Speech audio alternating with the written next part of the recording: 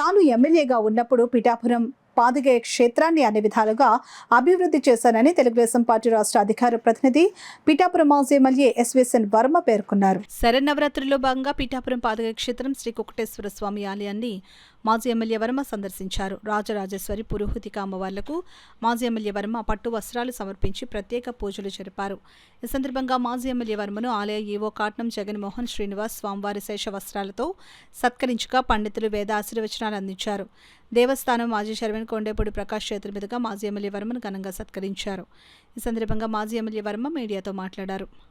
అదేవిధంగా ప్రతి పౌర్ణమి ముందు చండీ యాగం, పేదవాళ్ళు చండీ యాగం చేసుకోవాలంటే ఇవాళ రేపు ఖర్చులు 40,000 ఈ పరిస్థితి. దానికి ఒక బడ్జెట్ 40,000 రూపాయలు ఇచ్చి ప్రతి పౌర్ణమికి 100 రూపాయలకే పేదవాడికి చండీ యాగం చేసే విధంగా చేయించడం జరిగింది. ఆలయంలో లోపల ఫ్లోరింగ్ అంతా కూడా వేయించడం జరిగింది. అర్చికా క్వార్టర్స్కి 2 కోట్ల రూపాయలు తిరుమల తిరుపతి దేవస్థానం నుంచి తెచ్చి మన టైంలో ప్రారంభించడం జరిగింది. అవి రీసెంట్గానే పూర్తయింది. అదేవిధంగా మన కుంతి మాధవస్వామి టెంపుల్కి అన్యాక్రాంతమైన భూముల్ని 50 ఎకరాల భూముల్ని వెనక్కి తీసుకోవడం జరిగింది. అక్కడ కూడా కింద ఫ్లోరింగ్ అది చేయించడం జరిగింది. అదేవిధంగా మన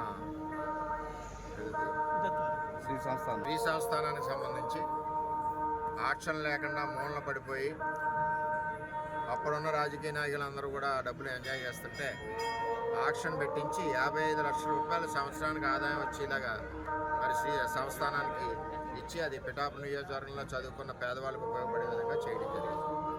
ఇక్కడ కూడా అన్నిటికంటే ముఖ్యమైనది, ఇక్కడ లోపల ఒక హోటల్ రూమ్స్ ఉండి 5 ఫ్లోర్లు అసభ్యకర వాతావరణాలు ఉంటే దాన్ని ఆ రోజు మొండిగా ప్రజలు కూడా నన్ను తిట్టుకున్నారు. ఆవేళ తీసివేయడం జరిగింది.